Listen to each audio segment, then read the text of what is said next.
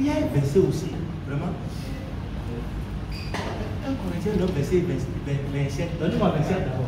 C'est 24? 27. Donnez-nous 27. 1 Corinthiens chapitre 9, verset 27. Mais je traite comment? Durement mon corps. Et je le tiens assujetti. De peur d'être moi-même comment? Rejeté. Après avoir prêché. Le mot qui est vraiment capital à souligner, c'est quoi? Rejeté. Si vous prenez ce verset seul comme ça, vous enseignez ça, ça va être comme un jour, là-bas, Dieu va rejeter. Donc Dieu a la capacité de faire quoi? Rejeter. Mais qu'est-ce qu'il voudra dire? En disant, je traite durement mon corps et je le tiens assujetti de peur d'être moi-même rejeté après avoir prêché aux autres. Maintenant, on va commencer par verset 1. On ne va pas être. Verset 1, donne le verset 1. Vous allez voir ce que Paul est en train de dire.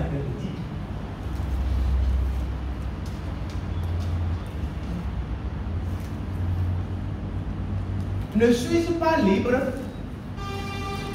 Ne suis-je pas, comment? Apôtre?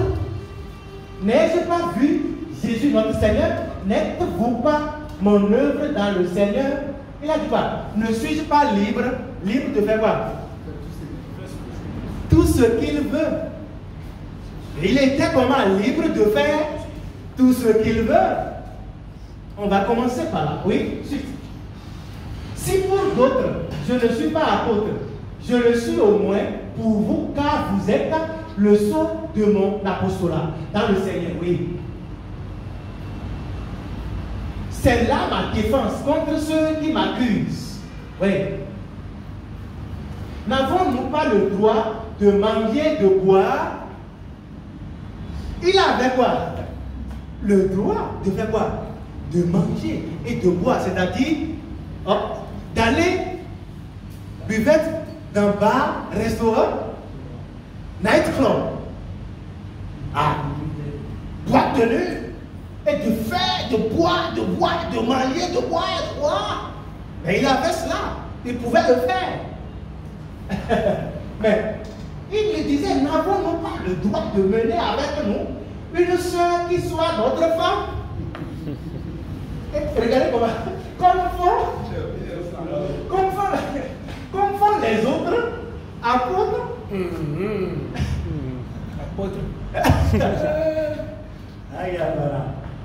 les frères du Seigneur, comment s'effacent.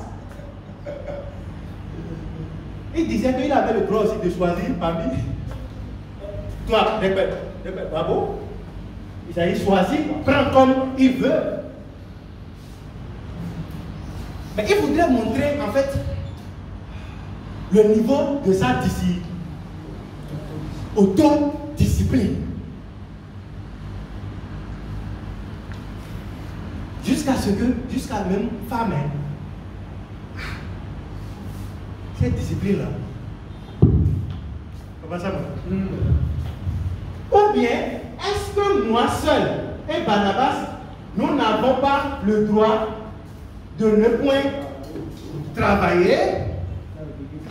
Ça voudrait dire qu'il a travail. Alléluia.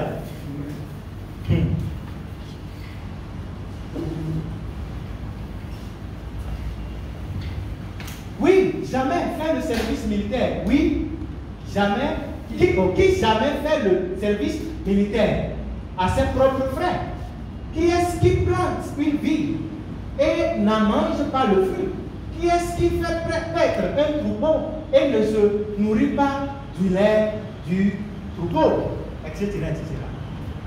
Maintenant, revenons maintenant à partir du verset 24.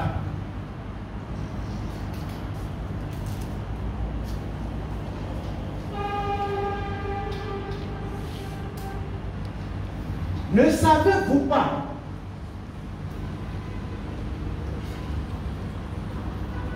Je vois le visage un peu fatigué. Levez-vous. Ne savez-vous pas que ceux qui courent dans le stade courent tous, mais qu'un seul remporte le prix. Courez de manière à le remporter. Maintenant, ce qu'il voudrait enseigner, qu'est-ce qu'il enseigne? Qu'est-ce que Paul enseigne? Il enseigne la discipline dans le ministère. C'est bon? Il enseigne la discipline dans l'exercice de l'œuvre du ministère. Dieu nous a confié le ministère d'aller annoncer Christ, le mystère de Christ, prêcher Christ, enseigner Christ. Maintenant, en faisant ceci, il appelle tous les croyants, tous les hommes de Dieu à observer une autodiscipline. Une discipline de haut niveau. Autrement dit,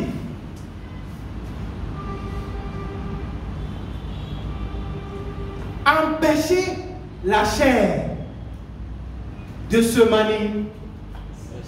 manifester dans l'exercice du ministère.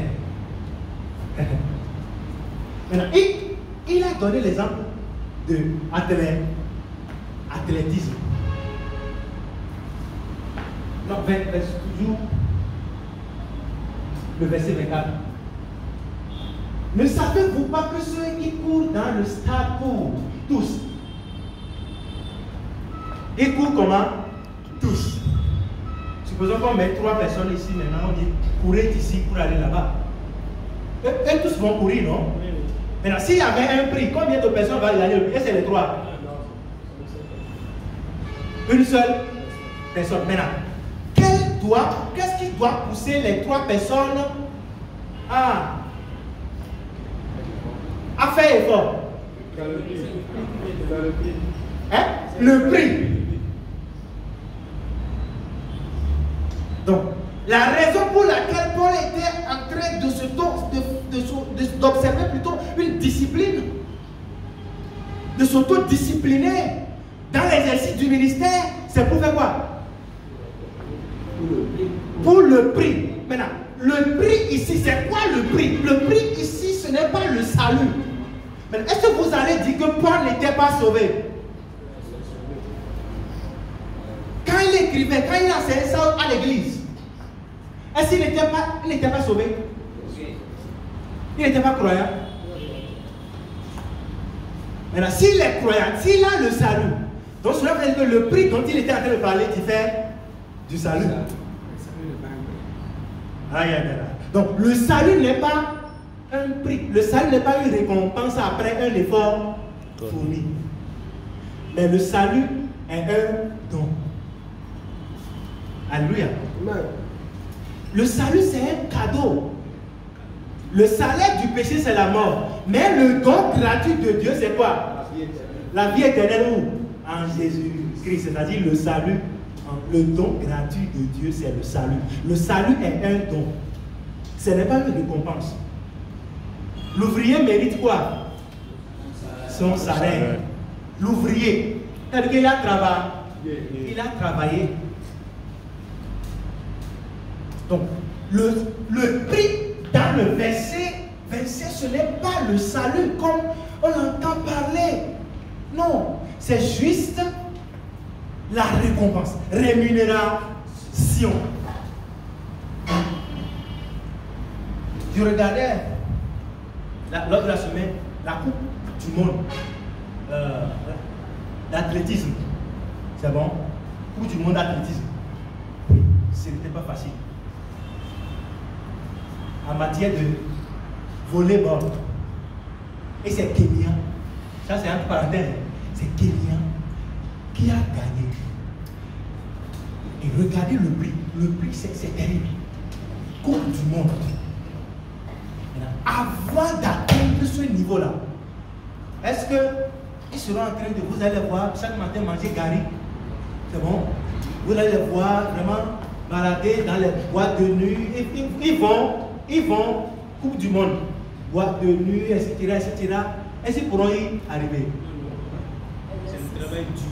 C'est le travail dur. Vous allez les voir. Encore que c'est des Kenyans, chez eux là, c'est montagne. Vous allez les voir.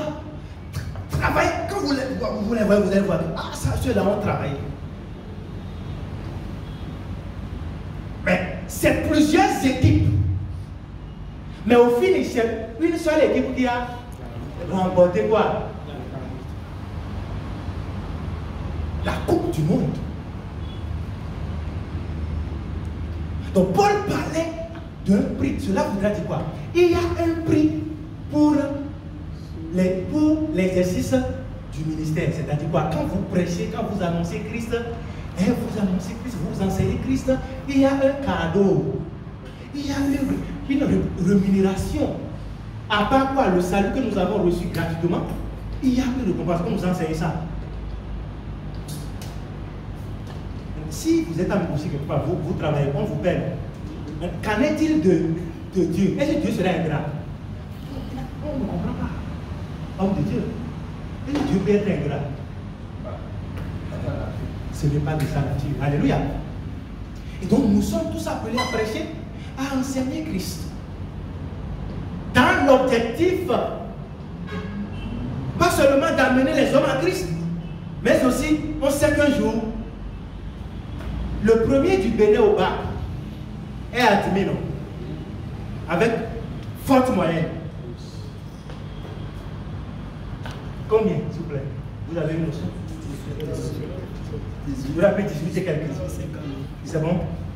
18 et quelques. Maintenant, il est admis, bien elle est admise. Maintenant, le dernier a 10 ou bien 9. Bon, disons 10. Il est admis ou bien il n'est pas admis? Il est admis. Maintenant, est-ce que les deux seront au même niveau? Ils seront tous dedans, c'est bon? Ils sont tous admis. Mais s'il y a une récompense, est-ce que c'est celui qui a 10? Mais c'est celui qui a 18. Ça, ce n'est pas discrimination. Hein? Non. Non, ça n'est pas discrimination. C'est mérite. Alléluia. Avant qu'elle n'atteigne ce niveau 18, etc. là, imaginez un peu le travail. Exactement aussi dans l'œuvre du ministère. Oui, on doit travailler, on doit œuvrer dans une façon qu'un jour qui sera pour nous avancer. C'est ce que Paul était en train d'enseigner, il ne dit pas. Maintenant, et il a placé le mot rejeté. Le mot rejeté voudrait dire quoi? Je traite durement, donne-nous ce. Et on va continuer d'abord la lecture. Continuons la lecture.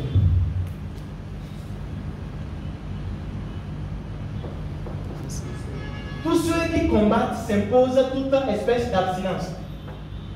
Ça là-bas, c'est tout fort. Abstinence. Abstinence. Et ils font pour obtenir une couronne corruptible. Mais nous, faisons-le pour une couronne comment? Incorruptible. D'accord. Verset 26. Moi donc, je cours, non pas comme à l'aventure. Je frappe, non pas comme battant l'air, oui. Mais je traite durement mon corps et je le tiens assujetti de peur d'être moi-même rejeté après avoir prêché aux autres. Ce qu'il disait par là est que, vous savez, on avait déjà dit, bon, rejeter, ce n'est pas Dieu qui va le rejeter. C'est bon. Qui va le rejeter? Son entourage. Cela voudrait dire quoi? Il faut une abstinence des œuvres de la chair dans l'exercice du ministère. Et tel qu'on l'avait dit déjà, les hommes veulent voir pour croire. Mais s'ils ne voient pas de bonnes œuvres au travers de toi, de l'exercice de la foi en toi, on peut être disqualifié devant les hommes, mais rejeter la chair est disqualifié devant les hommes. C'est les hommes, ce n'est pas Dieu. Il ne parlait pas de Dieu. Donc pendant plusieurs années, la religion prêche, lui enseigne ceci comme étant, on peut perdre quoi? Le salut un jour. Non. C'est pourquoi nous devons nous donner une discipline vraiment sophistiquée. Abstinence. Abstinence des œuvres de la chair. Abstinence des œuvres de la chair.